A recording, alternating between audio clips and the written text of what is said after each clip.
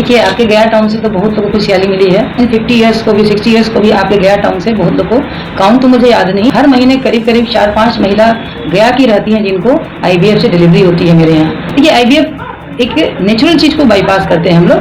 आधा जिम्मेदारी पति का होता है, आधा जिम्मेदारी पत्नी की होती है। गया जी शहर के SSP आवास के पास स्थित दिव्य वात्सल्य ममता फर्टिलिटी केंद्र की ओर से रविवार को बांझपन की समस्या को ध्यान में रखते हुए निसंतान दंपतियों के लिए निशुल्क परामर्श शिविर का आयोजन किया गया, जिसमें दर्जनों मरीजों का निशुल्क इलाज कर उचित परामर्श दिया गया।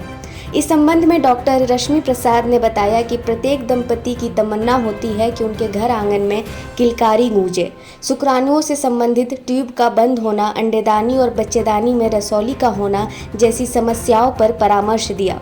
साथ ही बांझपन से संबंधित जांच कर दवाइयां तक निःशुल्क दी गई। इस शिविर में मरीजों को बांझपन दूर करने का उपाय के साथ साथ खान पान के बारे में विस्तार पूर्वक जानकारियां दी गई। साथ ही मरीजों को आधुनिक मशीनों से जांच की गई। डॉक्टर रश्मि प्रसाद ने बताया कि जिन महिलाओं को संतान की प्राप्ति नहीं हो रही है और वो थक चुके हैं, वो एक बार जरूर मिले, क्योंकि हम गया जी शहर में सप्ताह के एक दिन ही सेवा देते हैं। बाकी सप्ताह के सभी दिन पटना के दिव्य वात्सल्य ममता फर्टिलिटी में मरीजों को सेवा देते हैं। उन्होंने बताया कि सबसे पहले मरीज को दिखाने के लिए 8051761659 नंबर पर कॉल करना होगा। कॉल करने के बाद अपना नाम और पता बताना होगा। डॉक्टर रश्मि प्रसाद ने बताया कि यह शिविर शाम 4 बजे तक चला। देखिए, आपके गया टाउन से तो बहुत लोगों को सियाली मिली है। बड़े बड़े 55 साल पहले उम्र का पाबंदी नहीं था, तो मोर देन 50 ईयर्स को भी 60 ईयर्स को भी आपके गया टाउन से बहुत लोगों को, काउंट तो मुझे याद नहीं, बट हर महीने करीब करीब 4-5 महिला गया की रहती हैं जिनको IVF से डिलीवरी होती है मेरे यहाँ गया टाउन से। और टाउन तो बिहार के बहुत डिस्ट्रिक्ट से आते हैं, बट गया से मिनिमम 4 पेशेंट जरूर रहते हैं जिनको कि 25 साल शादी का हो गया, 20 साल हो गया, 35 साल हो गया, उन लोगों को डिलीवरी होती है। तो ये IVF है क्या? देखिए, IVF एक नेचुरल चीज को बाईपास करते हैं हम लोग। प्रकृति एक बहुत बड़ी डॉक्टर होती है जिसमें कि आधा जिम्मेदारी पति का होता है, आधा जिम्मेदारी पत्नी की होती है। तो पत्नी का अगर ट्यूब काम नहीं कर रहा है, अंडा और स्पर्म नहीं मिल पा रहा है, या पति का स्पर्म नहीं है, कम है, तब हम लोग ट्यूब के फंक्शन को बाईपास करते हैं। मतलब ट्यूब का काम हम लोग करते हैं, सामान उन्हीं का रहता है, पति पत्नी का ही रहता है, बट काम हम लोग ट्यूब का करते हैं और बच्चा बना के उनके गर्भ में डाल देते हैं। इसको IVF कहते हैं। नेचुरली ये प्रकृति करती है खुद, मतलब ट्यूब बच्चे को बना के यूट्रस में डालता है। इसी काम को हम लोग बाईपास करते हैं। अब तक कितने लोगों को जो कर चुके हैं? देखिए, बहुत सारा है रिकॉर्ड, तो अब तो मेरे पास काउंट नहीं है, लेकिन अब मैंने एक आंकड़ा को बताया कि आपके शहर से जो गया टाउन है, इससे पर मंथ हमारा कम से कम 4 पेशेंट को डिलीवरी होती है, और वो बहुत एजेड या बहुत शादी के साल के बाद हारे हुए रहते हैं, तो उसमें से 3-4 पेशेंट गया के भी रहते हैं। पर मंथ उनकी इवन IVF से सक्सेस होकर डिलीवरी होती है। तो मेरा अभी इस क्षेत्र में काम करते हुए 15 साल हो गया, तो ये जर्नी में अब तो काउंट ही नहीं कर सकते कि कितने लोगों को बच्चा हुआ। और ऐसा है कि IVF नहीं, यहाँ दवा से भी बहुत लोगों को बच्चा ठहरा है ना। IUI से भी, जैसे स्पर्म डालने की एक छोटी प्रक्रिया होती है, उससे भी ठहरा है। तो कोई जरूरी नहीं है, हम लोग बांझपन को डील करते हैं, तो ट्रीटमेंट अलग अलग होता है।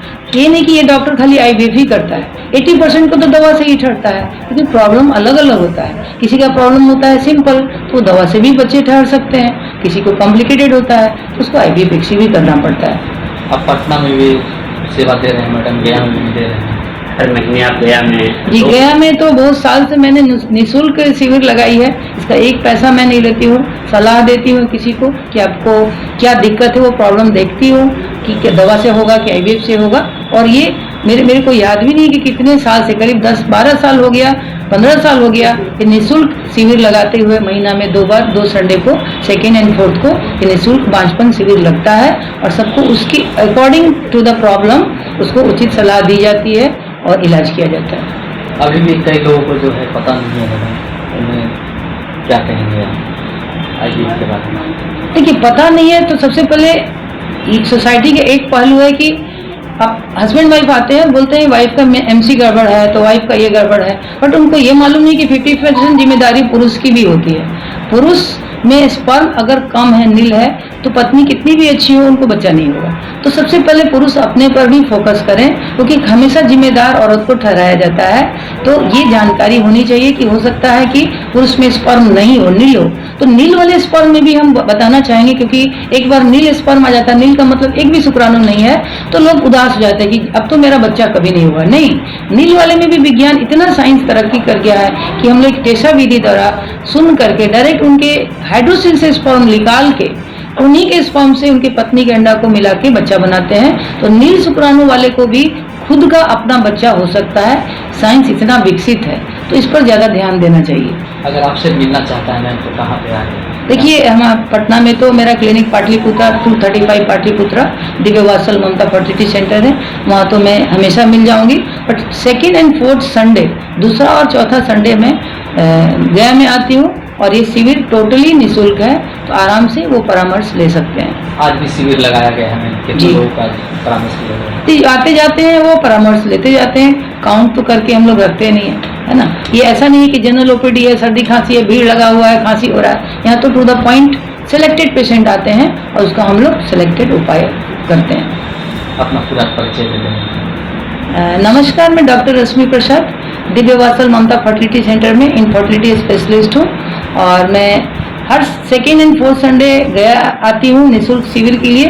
तो जिसको बच्चा नहीं हो रहा, जो बचपन से ग्रसित दंपति हैं, वो उनका हार्दिक स्वागत है, और उनको यहाँ उचित सलाह और उचित ट्रीटमेंट का निर्देश दिया जाता है, और बहुत लोगों को इस सेवा से फायदा भी हुआ है। तो बेहिचक आके आप इस लाभ को प्राप्त करें। क्या आप भी अपने बच्चों के लिए एक अच्छे स्कूल की तलाश में हैं, जो आपके बच्चे को बेहतरीन शिक्षा और संपूर्ण विकास प्रदान कर सके?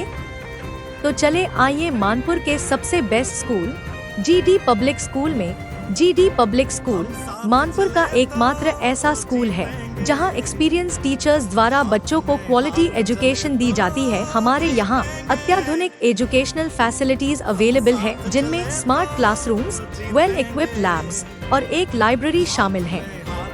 हमारे स्कूल में सिर्फ एजुकेशन ही नहीं बल्कि बच्चों के संपूर्ण विकास के लिए अनेक एक्टिविटीज भी कराई जाती है, जैसे arts, crafts, music, dance class, house activities, sports, indoor outdoor. इन एक्टिविटीज के माध्यम से हम बच्चों के व्यक्तित्व को निखारते हैं और उन्हें आत्मविश्वासी बनाते हैं।